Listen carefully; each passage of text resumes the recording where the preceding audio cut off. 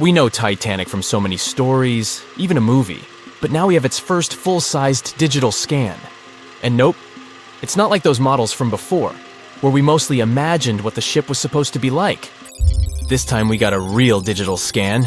A team of experts really mapped the deep-sea floor around the Titanic together with the ship itself. We basically got a 3D view of the entire wreck, which is like going deep down beneath the ocean's surface and seeing Titanic as if all the water has been drained away. So, the story of the wreck started in 1985, 73 years after the Titanic went down. The explorer named Robert Ballard stumbled upon it somewhere between two submarines that also went down in that area. He was actually on a different task back then, so he didn't even have time to explore the ship properly. But as he was searching for the submarines, he realized how ocean currents affect sinking debris. He noticed the heaviest objects sank quickly and left a trail of debris behind, the trail that followed the currents. Using this knowledge, Ballard made a hypothesis the Titanic had broken in two and left a debris trail as it sank. Before he found the wreck, everyone thought the ship just went down in one piece after hitting an iceberg. So everyone knew where the ship was so the adventure could start, or not. It was hard to explore it. The ship is enormous, and the dark depths of the ocean make it really difficult to capture its whole body in one go. So we mostly relied on glimpses of the decaying ship, and had to settle with teasing scattered parts of the whole picture and filling it up with speculations and stories. But in the summer of 2022, we finally got something different. A team of experts from Magellan Loaded, a company specializing in mapping the deep sea, teamed up with Atlantic Productions, who were making a documentary about the project. They embarked on a mission to capture the complete view of the Titanic. They used submersibles. Those are vehicles that go underwater, remotely controlled by a team of skilled explorers. These submersibles dove deep into the ocean. It wasn't an easy job.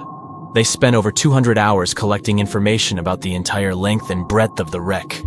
It was like a real-life treasure hunt.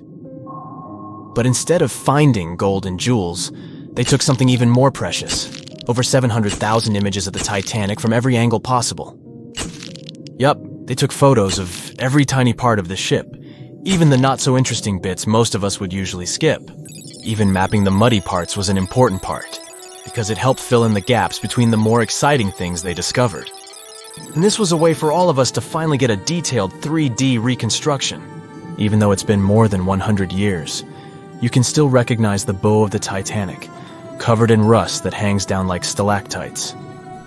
On top of the bow is the boat deck, where a big hole gives us a glimpse into the empty space where the grand staircase once stood, like a window into the ship's glamorous past. Its stern is now a wild mess of twisted metal. As the Titanic went down, this part collapsed and spiraled into the seabed. The bow and the stern ended up separated by about 2,600 feet. There's a vast field of debris surrounding this giant, stuck on the seafloor. This debris is like a scattered treasure trove, full of intricate metalwork from the ship, statues, and even unopened champagne bottles. There are also personal belongings that went down together with the ship, like dozens of shoes resting across the seafloor. It was a tough task to do, go down and take all those pictures. It may not sound that hard at first, considering it was the vehicle that really immersed itself into such deep parts of the ocean, not the people. But studying the ocean is hard. We haven't explored, mapped, or even seen over 80% of it. The conditions are harsh, and the pressure becomes more intense the deeper you go. And their vehicle had to dive down to nearly 13,120 feet below the surface. That's like 12 Eiffel Towers stacked on top of each other. Plus, you have strong currents in that area, so it was probably like trying to navigate through a watery maze. And submersibles weren't supposed to touch anything. Even the slightest wrong step can damage the wreck that was already so fragile. It seems like the Titanic is frozen in time, so it will always be there waiting for us. But in reality, it's slowly disappearing. It's pretty obvious that the ocean water ruined it considering how long it has been down there. But it's not just that. The wreck itself has become a home for a specific type of Bacteria halomonas titanicae that even got named after the famous ship. These bacteria have a special ability. They can survive inside rusty formations known as rusticles. They kind of look like icicles, those spikes of ice that form when water falls from something and freezes. These bacteria have a taste for iron, which is abundant in the ship's hull. For them, it's like a real buffet down there. And as time goes by, These bacteria will keep eating away at the iron in the ship, bit by bit, until one day the feast comes to an end and the whole ship is gone. It's like a slow but steady recycling process. So this 3D model we got because of the hardworking team and technology comes at the best time because we never know how much time we have left with exploring the famous wreck. This time we might even understand the collision with the iceberg better. You know how movies always show the Titanic hitting the iceberg on its right side? Well, we can't even be certain about that. The scans could help us figure out if the ship actually grounded on the iceberg, like getting stuck on it. We can study the stern and analyze how the Titanic struck the seafloor. That will also help us understand what really happened during the sinking. Maybe we'll get a chance to discover if there was really a strong fire that sealed the fate of the Titanic. One theory says that the coal fire had been raging for a whole 3 weeks before the ship even took its first and last trip. And this could have made its hull weaker, which means most of the work was done. The iceberg just delivered the final blow, if there even was an iceberg, as some people wonder. There's an alternative theory they suggested where the Titanic may have actually hit a hidden mass of pack ice instead of a typical iceberg. Pack ice is made up of large sheets of ice that float near the ocean's surface and can be difficult to spot. They believe this pack ice might have drifted into the Atlantic from the Arctic Ocean. According to one professional mariner, Captain L.M. Collins, that stands up with that idea. If the Titanic had struck a regular iceberg, the ship would have sunk much more quickly than it did. And since the Titanic managed to stay on the surface for a relatively long period of time, less than 3 hours, maybe this was a different type of collision. The mariner also said there are differences in what people said they saw when the Titanic sank. He thinks these differences might be because of optical illusions. In this case, when people were looking at the ocean that night, the way the light was reflecting and the conditions at sea might have made things appear closer or distorted. So when they saw something in the water, it might not have been exactly what they thought it was. Whether it was an iceberg or something else. Binoculars might have helped the crew members to spot the potential danger, but unfortunately, they didn't have any. It appears they were locked inside a cabinet, and no one knew where the key was. Meet Arthur John Priest. No, he isn't famous for being a painter or for discovering some long-lost treasure. He didn't invent some cool gadget or break any world records. No, Arthur John Priest is famous simply for being unsinkable. Proving one can be both lucky and unlucky at the same time, Priest was involved in and survived several mishaps at sea, including the fateful maiden voyage of the Titanic. Priest was not a rich man interested in sailing for pleasure. He was part of the working class, employed as a stoker or fireman, stuck for hours within the hot bowels of large steam-powered vessels. His job was dirty and difficult. He was responsible for keeping the furnaces lit, feeding them coal to ensure enough steam was produced for the engines to work. He had to be careful about not overheating the system or setting fire to the whole ship. The furnaces had to be carefully watched and constantly fed. He breathed it all in a while, working and fighting with the sweat and the dirt. He would often work shirtless because of the heat and was always covered in black coal dust. And when he finally had a break, his shared living quarters were nearby in the same part of the ship. He must have been good at his job, though, because he had no trouble finding work. But wherever he went, bad luck seemed to follow. The first incident was a mild one. As a young man, Priest worked on the RMS Asturias. The passenger liner first set sail in 1907, traveling between Southampton in the UK to Buenos Aires in Argentina. At some point during its maiden voyage, the ship suffered a small collision. The damage was bad enough that the ship returned for repairs. Thankfully, there were no reports of any serious injuries.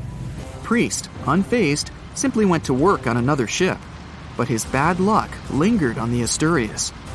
In 1914, the Asturias became a hospital ship, helping care for sick men and women around Europe while bringing them home to England.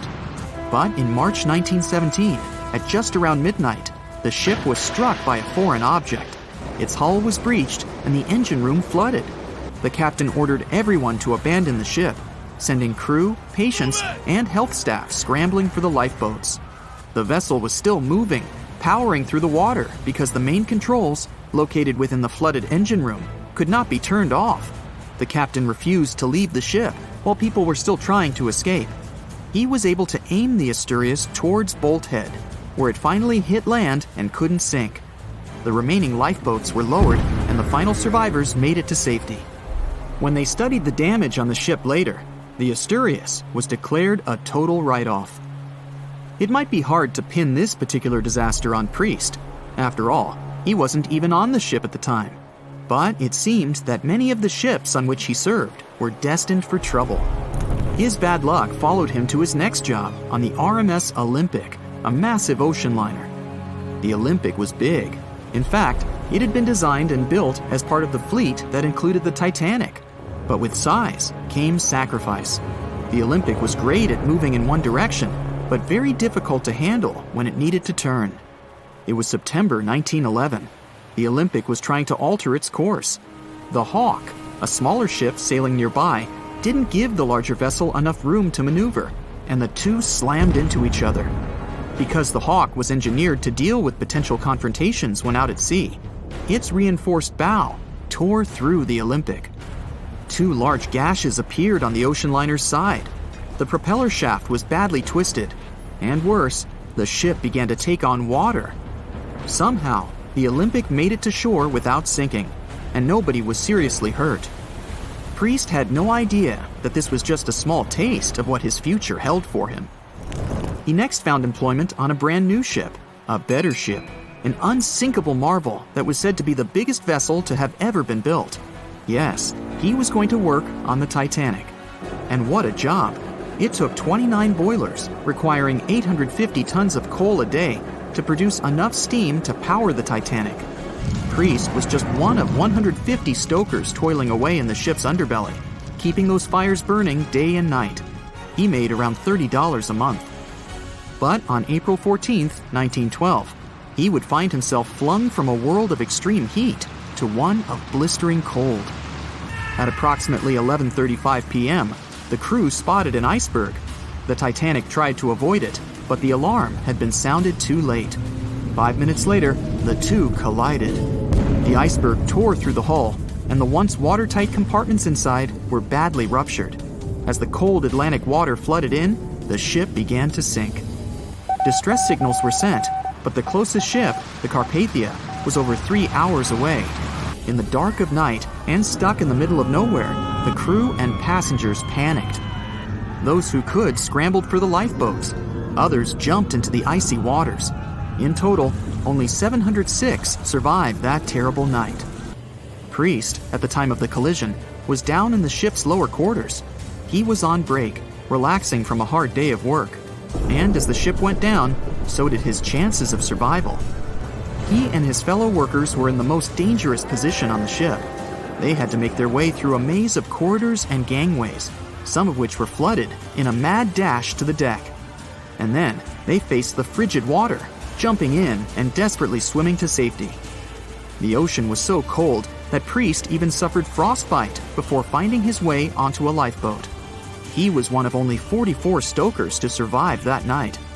After an experience like that, most of us would never set foot on a boat again. But Priest had to work. His next job also ended in disaster.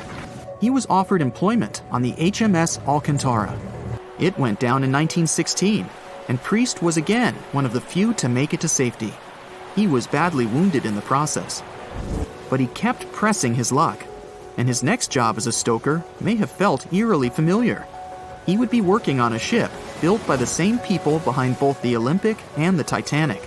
And this ship, named the Britannic, was the biggest of the three. It was also believed to be a superior vessel, fitted with new safety features after the Titanic sank.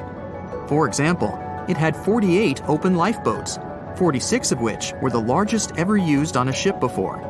2 of these were even motorized and equipped with special communication devices. The good news?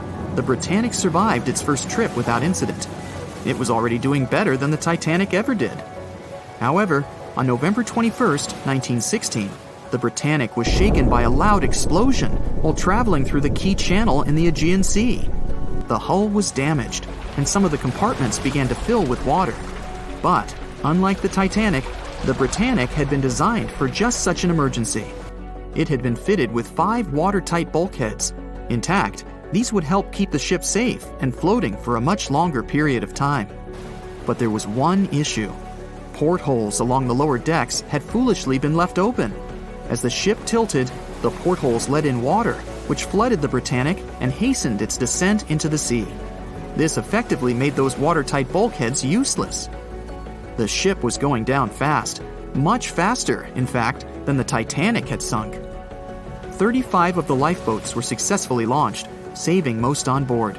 Of the 1,066 passengers and crew, 1,036 survived. Priest, his luck intact, was one of them. And yet, he still wasn't done with a life at sea. He accepted a position as a stoker on the Donegal. It was a smaller passenger ferry that had been converted for use as a hospital boat. In April 1917, it was struck by a foreign object while fleeing an unsafe situation, and though he suffered from a head injury, Priest was again one of the survivors. It took experiencing 2 collisions and 4 sinkings before Priest was finally ready to retire. In fact, he reportedly said he only gave it up because no one wanted to sail with him. Can you blame them? He would live out the rest of his life on dry land in Southampton, England, with his wife Annie and their 3 sons. But Arthur John Priest would always be remembered as the unsinkable stoker. It was September 12, 1990. In those times, way before instant messaging and Zoom calls, a little girl was looking for pen pals. Zoe was aboard a ship from England to Belgium on vacation with her parents. She was only 10 years old at the time, but was a very clever schoolgirl. She took a piece of paper and started putting some words together. She introduced herself, then wrote about how she liked ballet and playing the flute and the piano. Of course, she couldn't help but mention her 2 adored pets, a little hamster she called Sparkle and her fish Speckle. She also put down the address at which she could be reached in case someone was interested in writing back to her. But alas, she was at sea. Who could she send this message to? An interesting idea came to her mind. She carefully placed her letter in a plastic bottle, tightly closed the lid to protect it from the water, and threw it into the sea. The little girl's excitement faded away over the years as she didn't receive a response. Maybe the bottle got stuck somewhere. Maybe it was swallowed by some big, scary sea creature. Or maybe the water actually poked through the plastic cap and destroyed her message. Many years later, on Christmas, a letter for Zoe was received at her parents' house under her maiden name. The postage signaled that the message was from Europe. It was from a Dutch couple, Piet and Jacqueline Leteau, who had found her delicate bottle and were very considerate to write back. They pointed out that they had found the letter among the debris thrown at the shore by the sea. Zoe's letter had been stranded for a staggering 23 years at sea and traveled for more than 350 miles to reach its final destination near Rotterdam in the Netherlands. That's quite a voyage for a small plastic bottle. A story similar to that of Zoe is the strange connection between 2 little boys. A little German boy named Frank Uzbek was on a boat traveling to Denmark when he got the same idea as Zoe. He was 5 years old at the time he put together a message and threw it into the unknown. The year was 1987. He got his response years later when he was 29. His letter, just like the one Zoe would send a couple of years later, had been at sea for 24 years. His message was found by a boy named Daniel Koratke while he was on a walk with his parents on the Koronian Spit near the Baltic Sea. Daniel was lucky that his father knew enough German to translate the message. The unlikely friends eventually met via video call in 2011. Not all message-in-a-bottle stories have been explained away. In 2013, a Croatian surfer came across a damaged bottle while near the Adriatic Sea. The message it contained dated back to 1985, and it was from a man named Jonathan. The sender was eager for his letter to reach a woman named Mary, and he also expressed his keenness for her to respond. Since the letter was supposedly sent from Nova Scotia, the bottle had to have traveled a mind-boggling 3,700 miles. The message went from the Atlantic Ocean, entered the Mediterranean Sea, and reached the Adriatic shores in Croatia. The identities of neither John nor Mary were ever discovered. There are also messages in a bottle with wonderful love stories to share. This was the case for Ake and Paulina Viking.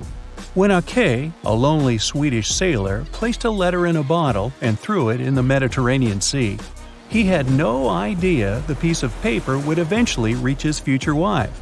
This was in the early 1950s. The bottle was found by an Italian man who was inspired enough to give it to his niece, Paulina. After a year of back-and-forth letters being exchanged, Aki and Paulina eventually met and got married. Having decided to share their story with the world, they became somewhat of a celebrity couple for the time. They even shared video footage of their wedding with the world, and their story was featured in a bunch of newspapers. This fortunate event started a movement between young people looking for love, increasing the number of messages being thrown out at sea in search of a fairy tale ending. Not all the stories that started out like this eventually worked out, though. In 1945, an American named Frank Hayostak placed a similar message to that of Aki's in a bottle and threw it in the waters. Almost a year later, his letter was found by an Irish woman. Her name was Brenda O'Sullivan. Their years of correspondence soon caught the attention of the media at the time, but their friendship never flourished because of the added pressure. They eventually met in person when Frank traveled to Ireland, but he didn't stay for long, and they eventually got out of touch with each other.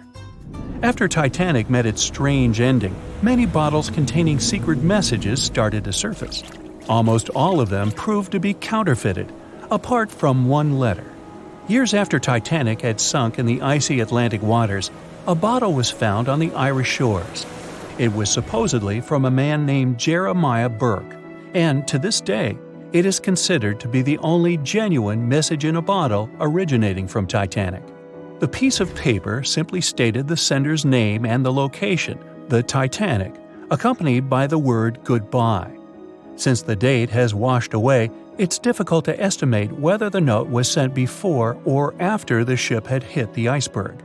The common understanding is, however, that since Jeremiah was looking to relocate to the U.S., he was merely sending his last symbolic regards to his family and friends back in Ireland. This simple way of meeting and sometimes corresponding with people has turned into a hobby for a man from a Canadian province named Prince Edward Island, located east of the U.S. state of Maine. This man, Harold Hackett, claims to have sent over 4,000 bottles into the Atlantic Ocean since 1996. He also claims to have received many responses from all over the world, including letters from people in Europe, like France and Germany, but also from the Bahamas or even Africa. This unlikely pastime earns him about 150 Christmas cards from his pen pals each year. To this day, he refuses to add his phone number to any of his letters. This way, he ensures that if people ever want to contact him, the only means of doing so is via a written letter. He's also studied the best times to send the messages in the water based on the direction of the winds and the currents. Now, some bottles spend a whole lifetime at sea after being cast away by their sender. It was the case for a British man that wrote a message and placed it into a bottle before throwing it in the English Channel in 1914. His name was Thomas Hughes, and he wanted to direct the message to his wife, but was polite enough to write a letter to whoever got their hands on the bottle first, asking them to redirect the piece of paper accordingly. The bottle didn't reach his wife, since it was found 85 years later on the Essex coast. The man that stumbled upon the bottle was kind enough to reach out to the family and place the message in possession of Thomas's daughter. And 85 years isn't the longest time for a small bottle to be cruising the waves. A scientist named Hunter Brown was studying currents in the North Sea when this idea came to his mind. He placed the same message in almost 2,000 bottles and requested the unlikely recipient that they write back with the location of their discovery. He thought this method would help him better understand the layout of the North Sea currents. A bottle was found about 11 miles from its original departing location after 97 years. To this day, more than 300 of the original bottles relating to Hunter Brown's project eventually made it to the shore. Not all of the messages that were found in bottles got replied to via physical letters. Oliver van de Walle threw a bottle containing a letter on the English coast while he was on vacation with his family. He was 14 at the time. 33 years later, a woman reached out on Facebook claiming she had gotten his message and tracked him down through his social media profile. At first, he hardly remembered having placed the letter in the bottle, but he eventually recounted the events, even the fact that he sealed the bottle with candle wax to make sure it was leak-proof. And then there's Christina Aguilera and her bottle. No wait, hers is about a genie in a bottle. Okay, never mind. It was the biggest ship ever built in its time, and it was supposed to be unsinkable. But within days of steaming out on its first voyage in 1912, the Titanic was gone beneath the relentless waves of the North Atlantic Ocean. And of its more than 2,200 passengers and crew, only 706 survived that dreadful night. Would a smaller ship have fared any better in the same situation? Did the size of the iceberg truly matter in the end? Was it a mistake for the ship to change course at the last minute as it tried to avoid impact? These are three questions that have people pondering, what if? We do know that Titanic was considered an engineering marvel in its day. Designed by Thomas Andrews for the British shipping company White Star Line, it was just over 880 feet long and 175 feet tall. Built with abundant space for 840 staterooms, a swimming pool, a squash court, a gym, and 2 dining rooms. But it was below deck that one of its most impressive new features could be found. Titanic's hull was divided into 16 compartments designed to be watertight. Up to 4 of these compartments could take on water in the event of a breach, with the remaining 12 helping to keep the damaged ship afloat. It was thanks to these compartments that the ship was regarded as unsinkable. Rumor has it that Philip Frank, White Star Line's vice president, even declared, "There is no danger that Titanic will sink. The boat is unsinkable, and nothing but inconvenience will be suffered by the passengers." On April 14, 1912, that proved to be mistaken when Titanic struck an iceberg. As ice ripped along the ship's hull, several of those watertight compartments ruptured. It took only 2.5 hours for Titanic to sink. Did the size of the iceberg that hit Titanic seal its fate? Would a bigger or smaller iceberg have made any difference? Icebergs come in a wide variety of shapes and sizes. They are pieces of ice that have broken away from glaciers or ice shelves in the Arctic and Antarctic, and are now wandering across the ocean until they eventually melt. One of the tallest icebergs ever found would have easily dwarfed Titanic. Discovered in 1957, it was 550 feet high. That's close to the height of the Washington Monument. Imagine ramming into something that big. Smaller icebergs, though, can turn out just as dangerous. Some are the size of houses and called bergy bits. Others, closer to the size of a car, are called growlers. These can be much harder for ships and boats to locate, making them more difficult to avoid. And, though smaller, they can produce a lot of damage when hit. It's also critical to recall that icebergs are always bigger than they seem, with the majority of their mass lurking below the ocean surface. In fact, over 80% of an iceberg's volume is underwater. Most of its sharp, jagged edges cannot be seen. Roam too close, and you risk damaging your ship's hull. Because Titanic had little notice of its impending doom, a smaller iceberg, struck at the same angle, could still have been enough to bring that mighty ship down. Now, it's possible that had the iceberg been larger, it would have been spotted sooner. Titanic might have had time to alter course and avoid the impact. But missing that one iceberg would not have guaranteed Titanic's safety. It was traveling in a dangerous stretch of the Atlantic called Iceberg Alley. It's located 250 miles east and southeast of Newfoundland, Canada. Behind one iceberg, there could be another, and another after that. And so the crew on board had to remain very attentive to avoid several potential collisions, not just one. A smaller ship might have been better suited for the trip. Titanic's size was certainly a challenge when it came to steering. In fact, it had just left her dock in Southampton when it nearly collided with another smaller ocean liner, the SS New York, missing it by just 2 feet. The gigantic steamship was obviously not made for maneuvering quickly in tight quarters. A ship that size required time and space to change course. But when it comes to ships versus icebergs, a ship's size doesn't always matter. The Islander was a steamship designed to travel the Inside Passage in Alaska. In the summer of 1901, it struck an iceberg, which tore a hole in the front portion or bow of the ship. The vessel did not sink right away, and the crew tried to steer it to safety. Ultimately, its bow completely submerged, and its stern was lifted up and out of the water. It didn't take much longer before the ship sank completely. Of the 168 passengers and crew members, 128 survived, and $3 million in gold was lost. Islander had a 240-foot hull, making it almost a quarter of the size of Titanic, and that smaller size didn't seem to be much help in preventing a collision with an iceberg. And then there was the Hans Hedtoft in 1959. Also known as the Little Titanic or the Danish Titanic, it was referred to as the safest ship afloat. It was 272 feet long with 95 people on board. Much like the real Titanic, the Hans Hedtoft was specifically engineered to handle most of what the sea could throw its way. Along with its double steel bottom, it also had an armored bow and 7 watertight compartments. How could such a ship sink? But it could, and it did. It was on its first voyage, returning to Copenhagen, when it ran into trouble. On January 30th, it hit an iceberg. An SOS was sent, but when the Johannes Cross arrived to help, the Hans Hedtoft was nowhere to be found. The only evidence of the ship's existence was a lifebelt that was washed ashore in Iceland 9 months later.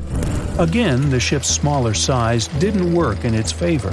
A smaller size of Titanic wouldn't have guaranteed a safe voyage in 1912. The final what-if concerns the last-minute choice when the iceberg was spotted and the alarm sounded.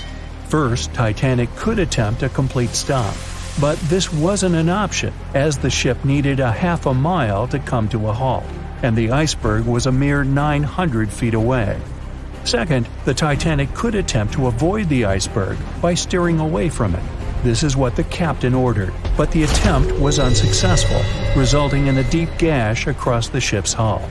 The final option? To hit the iceberg head-on. Would this have made any difference? The answer is an intriguing maybe. Some think a head-on collision would have saved Titanic. In this scenario, the collision would have limited the damage to the very front of the ship. Instead of the iceberg tearing through the hull and compromising several of the watertight compartments, only 4 of the compartments would have been breached. This meant the others could do their job of keeping Titanic afloat. The ship could be stuck, unable to move, but it would remain above water until help arrived. This would provide a ship like Carpathia enough time to reach the scene of the accident and bring the people on board to safety. One of the Titanic's designers, Edward Wilding, made a similar claim during an inquiry into the sinking. He argued that most people would have survived a head-on crash, and that Titanic itself would not have sunk. Others disagree, though. First, the special bulkheads on Titanic were designed specifically to protect the ship against collisions with other vessels, not with icebergs. These compartments would crumple upon impact, absorbing some of the force while the other ship absorbed the rest. Though the damage would still be extensive, the remaining bulkheads would keep the ship afloat. But an iceberg does not have the same flex in a collision as you would experience with another ship.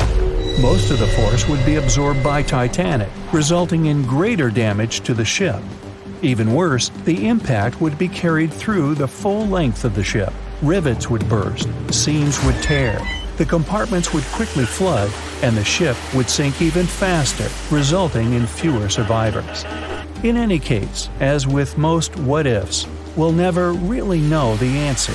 As tragic as Titanic's first and last voyage was, it did result in changes that helped make venturing out to sea much safer. Findings from hearings on the disaster led to the creation of the International Ice Patrol, or ICC, in 1914. an organization that tracks icebergs in the Atlantic and Arctic Oceans to ensure vessels in the area can avoid them. In the US and Britain, ships were obligated to carry enough lifeboats to accommodate every person aboard. Regular lifeboat drills were made mandatory. And finally, the bulkheads on ships were made higher to keep water out, and bottoms were stretched to create double hulls, helping make the compartments truly waterproof. There's no denying that Titanic was a terrible tragedy, but the lessons learned from that night to remember has helped prevent many more. April 14, 1912. The dark night was filled with horrible sounds of a giant metal vessel breaking into two. The largest ship of that time collided with an iceberg that was on its way. The Titanic, one of the biggest stories of the 20th century that people still talk about. The starboard side of the giant vessel brushed up against the iceberg. It was 11:40 p.m. when things started going wrong. This iceberg caused enough damage for at least 5 watertight compartments in the hull to start filling with water. The crew immediately began a brief investigation to see if they could do anything and fix things. They had no one to rely on, all alone in the darkness of the cold night, far away from the land. The North Atlantic Ocean, around 400 miles south of Newfoundland, Canada. They needed time to figure out how to bring people to safety. They had some time, true, but not enough. If you watched the movie, you know the ship didn't plunge immediately after the icy doom had happened. The whole process lasted a good 2 hours and 40 minutes. But the situation was hard. There were 2,200 people to take care of, including crew and passengers, and things happening on the ship were chaotic. The chief designer, Thomas Andrews, soon realized they wouldn't be able to stay afloat. By midnight, the entire crew had begun preparing the lifeboats for launch. They had 20 boats with space for only 1,178 people, which was just a bit more than 50% of the people on board. The order was to get women and children to safety first. Crewmen were there to row and guide the boats. The scene over the next 2 hours gradually started escalating. The crew members had a task to wake up passengers and warn them something bad was happening. They wanted to place them into a fleet of lifeboats as soon as possible. At 12:15 a.m., some crew members sent out a distress signal. A steamship called Frankfurt was among the first ones that received the message and responded, but they were about 170 nautical miles away. Some other ships also got the message and offered their assistance, but sadly, they were too far away as well. At 12:20 a.m., the Cunard liner Carpathia got a distress signal from the Titanic and changed its course right away. They were 58 miles away at the time, and it would take them more than 3 hours to get there. 20 minutes later, the crew was lowering the first lifeboat. It was carrying only 27 passengers, although it had room for 65.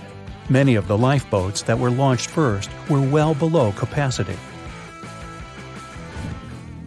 Crew members were worried, thinking the Davids wouldn't be able to hold a fully loaded lifeboat.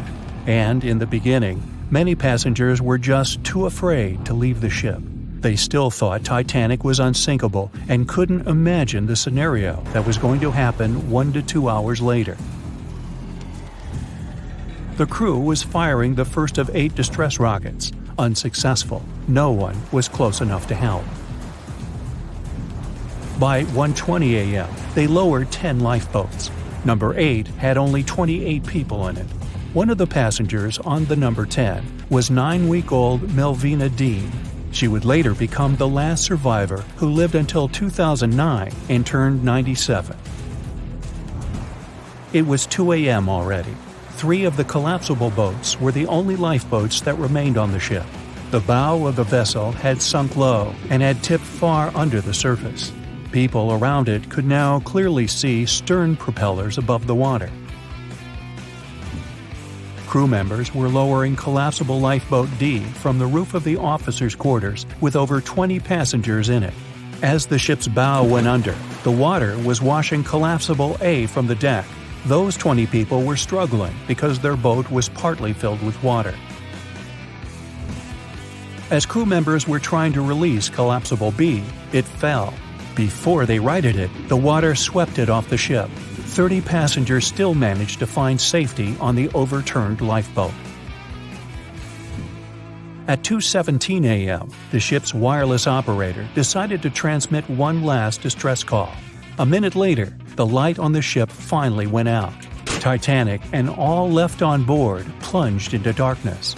The bow continued to sink, and the stern was rising higher above the surface, which placed great strain on the midsection. Horrible sounds were filling the night. Titanic, this massive, legendary ship so many people placed their hopes in and were excited about, broke into two between the third and fourth funnels. Reports would speculate it took about 6 minutes for the bow section to reach the ocean bottom. The stern settled back in the water before it rose again into a vertical position. It remained in this situation until it finally disappeared into the ocean. At 2:20 a.m., the stern apparently retained air inside, and water pressure crushed it as it went down. The stern landed about 2,000 feet away from the bow. People consider the Titanic the fastest ship in the world. They thought it was unsinkable because 4 of its compartments could be flooded, and that still wouldn't cause a critical loss of buoyancy. Its life was problematic since its beginning. While the ship was leaving port, it moved within a couple of feet of the steamer New York. It managed to safely pass by, which was a huge relief for all those worried passengers massed on the ship's decks. Titanic sailed off on the 10th of April. Its first journey was across the highly competitive Atlantic route. On the launch day, the Titanic became the biggest movable object in the history of humankind, 882 feet long, 92 feet wide.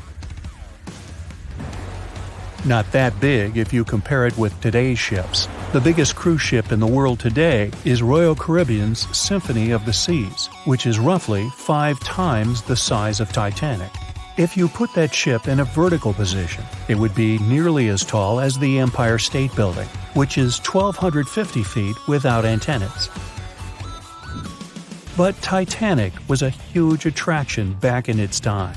At one moment of their journey, they stopped in France, after which they made another stop in Ireland. Once the final passengers boarded, the massive ship set out at full speed for their final destination, New York City. 4 days after the beginning of its journey, Titanic failed to divert its course from a huge iceberg, the story we all know about. Only 700 people survived, and most of them were women and children. The night was extremely cold. 1 hour and 20 minutes after Titanic had gone down to the bottom of the ocean. Survivors weren't even sure someone was coming to save them. Finally, they saw the light. It was Carpathia coming towards them. They came for the people in the lifeboats. The crew brought them aboard and pulled a handful of other passengers out of the water.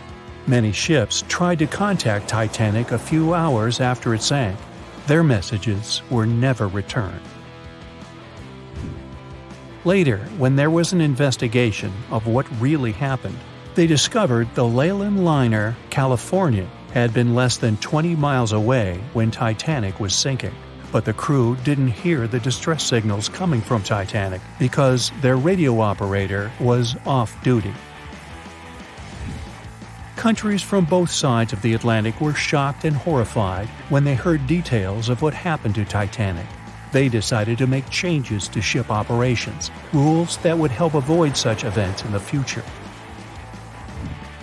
They held the first International Convention for Safety of Life at Sea, where they adopted rules for every ship to have lifeboat space for each passenger on board. Also, lifeboat drills became mandatory. They also decided to establish an international ice patrol. Its main role was to monitor icebergs in the North Atlantic shipping lanes. Ships also needed to maintain a 24-hour radio watch. Titanic wasn't built alone. Because of the size of this magnificent ship and all the new equipment it required, it would have been too expensive as a one-off. So the team built the Titanic alongside two sister ships, and both of them had eventful lifetimes. RMS Olympic came first. It was launched in 1910, and for a whole year was the biggest liner in the world. The Britannic was another sister ship that sailed for a while before it too ended down on the ocean bottom. But only Titanic became a legend and one of the most fascinating stories of modern history. Can you guess how many theories of the Titanic's sinking exist? Right, loads, including a theory of my own, which I'm going to share with you today. And then you can decide which one seems most likely to you. One Piece theory. The very first version of the events was the One Piece theory. It's very simple and basically claims that the sinking happened without any breakups.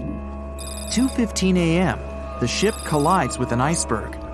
2:18 a.m., the lights go out. The ship reaches an angle of 45 degrees and then quickly begins its final plunge into the ocean depths. 2:20 a.m., only about 3 minutes later, the RMS Titanic disappears under the surface of the ocean for good. The liner doesn't break, it just goes down as a whole piece. Of course, this can't be true. In April 1912, the Titanic was not only the largest ship in the world, but also the largest ship ever built. It's hard to believe that such a heavy vessel could have gone down without breaking. That's just impossible. Well, I mean, you can't blame the theorists. Before we found the wreckage, there were no other theories. Wait a minute, or were there? The day after the disaster, the survivors gave their interviews. They talked about what had happened, and some of them claimed that the ship had actually broken in two when it had been flooded. For example, Jack Thayer, a 17-year-old boy, outlined the sinking as he remembered it, and L.D. Skidmon drew a sketch based on his description. The picture clearly showed the ship breaking in half. But no one believed Jack or other witnesses. There was no evidence, so their claims were received with a grain of salt. But in 1985, things changed. First breakup theory. That's when Robert Ballard found the wreckage of the Titanic in the depths of the ocean. When people saw the wreckage, it became clear that Jack and the other survivors had been right. The Titanic did indeed break in two when it sank. So it's time for a new theory. 2:15 a.m. The keel breaks, the starboard list eases, and the hull continues to bow and crumble. 2:17 a.m. The galley sections break off. The towers immediately drop under their own weight. The lights go out. The stern is pulled into the air. The bow breaks off and starts sinking.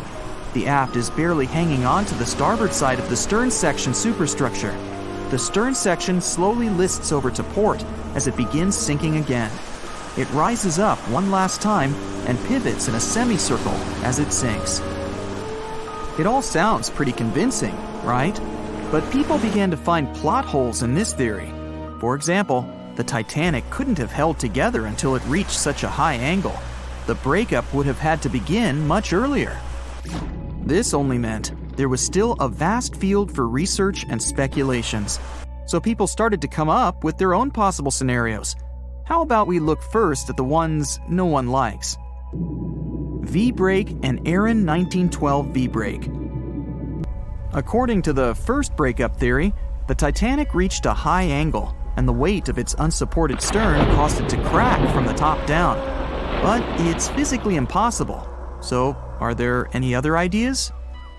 In 2006, Roger Long, a naval architect, decided to research a so-called V theory. 2:17 a.m. The breakup begins at a shallow angle, perhaps as little as 11 degrees. The upper structure fails and starts to crack.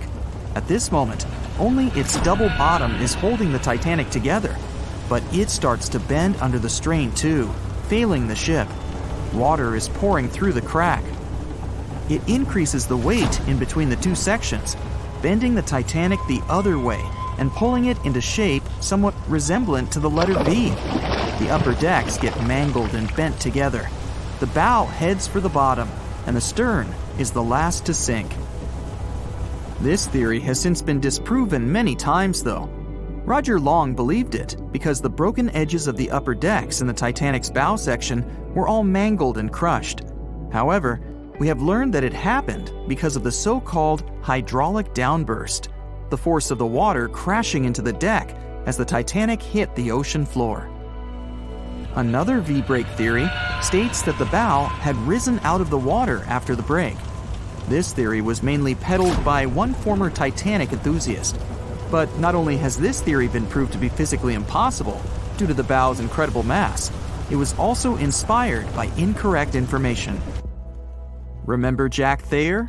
Well, it was based on his sketch and the words of a couple of passengers. But the truth is, none of them had ever seen the Titanic break down like this. Jack himself even stated in an interview that the sketch was completely out of context to what he had actually seen. It was drawn by a passenger on the Carpathia, the ship that received the Titanic's distress signal and came to its aid. It couldn't be used as evidence. Now that we know this, let's move on to the theories that most people believe in. James Cameron's banana peel theory. Who hasn't seen the legendary movie about the Titanic, right? It became the leader of the 70th Academy Awards ceremony in the number of nominations and awards, and deservedly so. But did you know that James Cameron had been interested in the Titanic for many years and studied the ship's history? His books and research are very detailed, and he even came up with his own version of the events. It's called the banana split theory, and this is actually what you could see in the movie. Here's how it goes. The Titanic reaches a 23-degree angle and fractures down to the keel. The double bottom acts as a hinge as the stern falls down. When the double bottom fails, the bow and the stern separate.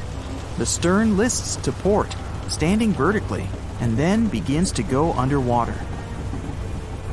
This theory is the most scientifically accurate one, along with Roy Mengat's theory. Wait, who's Roy Mengat? Mengat theory. Roy Mengat was an engineer who came up with the most plausible theory for the time being. 2:17 a.m. The lights go out on the Titanic. At this moment, the ship is at an angle of 20 to 23 degrees. Suddenly, the vessel snaps in two just around the third funnel. It causes the stern to settle into the water. The keel fails first. The draft and lower hull are crushed and break apart. Water surges into the bow and stern of the ship through the huge cracks, causing the bow section to sink beneath the waves. The stern rises up to the angle of 70 to 90 degrees, and then it sinks too. This theory seems to make the most sense, but it's quite controversial. The survivors who saw the breakup stated that the stern had settled back with the bow completely missing. Mengat's theory, however, contradicts that statement, while James Cameron's scenario takes this into account. Are you thinking what I'm thinking? The truth must be somewhere in the middle. My version. Now, as promised, I'll provide you with my version of the events. Well, it's not really my theory, more like a combination of Roy Mengat's and James Cameron's ones. I believe that James Cameron was right about the breakup. 2:17 a.m. The ship is at a high angle. The lights go out. Then it snaps into two pieces. The bow starts sinking. The double bottom is still attached to the stern for a minute or so. Once the double bottom fails, the two parts separate and the bow goes down. Then, as Mengat said, the stern rises up at a high angle, and then it begins to sink vertically. It might have actually happened because the survivors stated that they had seen a clean break. This means it couldn't be hidden. And they had also seen the stern staying vertically in the air for a long enough time, probably a few minutes, before disappearing. Anyways, all of these are just speculations. Regardless of how the Titanic broke apart and sank, it was a great tragedy. It's already been 110 years since the Titanic collided with an iceberg and sank. Did you know that in 2022, the Blue Star Line Company is completing the construction of an exact replica of the Titanic. Called the Titanic II liner, the ship will be sent sailing along the same route with 2,400 people on board. Let's hope that everything goes well for them.